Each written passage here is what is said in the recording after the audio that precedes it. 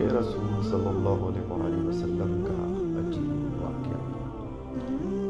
शेखुल इस्लाम हज़रत अल्लामा ज़फ़र अहमद उस्मानी रहमतुल्लाह अलैह फरमाते हैं कि मैं उस ज़माने में हज के बाद मदीना मुनव्वरा गया। हम लोगों ने खाना खाने के बाद दस्तरखान को लेकर एक ढेर पर झाड़ दिया ताकि रोटी के बचे टुकड़ों और हड्डियों को जानवर खा जाए। थोड़ी देर के बाद जब मैं अपने कमरे से बाहर निकला तो ये देखकर हैरान रह गया कि एक खूबसूरत 9 साल का बच्चा उन टुकड़ों को चुन कर खा रहा है। मुझे सख्त अफसोस हुआ। बच्चे को साथ लेकर क़यामगाह में आया और उसे पेट भर के खाना खिलाया, क्योंकि मैं ऐसी हस्ती के शहर में था जो गरीबों का वाली और गुलामों का मौला था। मेरे इस बर्ताव को देखकर बच्चा बेहद मुतासिर हुआ। मैंने चलते वक्त उससे कहा कि बेटे, तुम्हारे वालिद क्या करते हैं? उसने कहा, मैं यतीम हूँ। मैंने कहा, बेटे, मेरे साथ हिंदुस्तान चलोगे?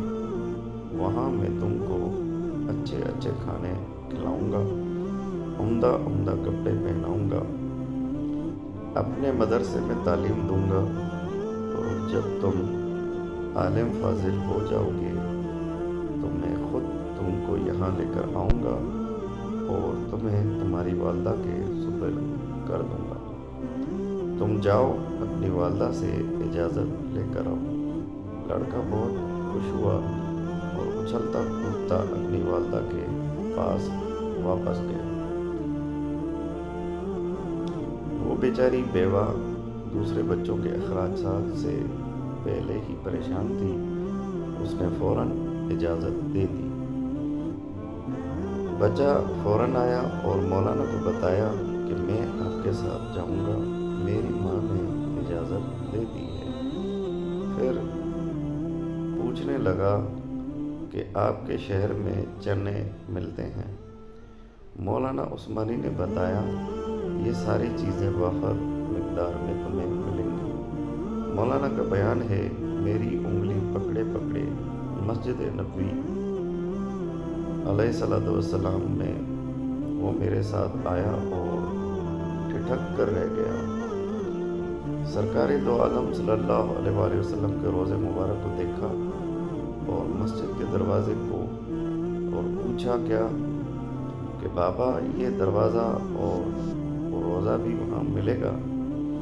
मैंने उससे कहा, बेटा, अगर ये वहाँ मिल जाता तो मैं यहाँ क्यों आता?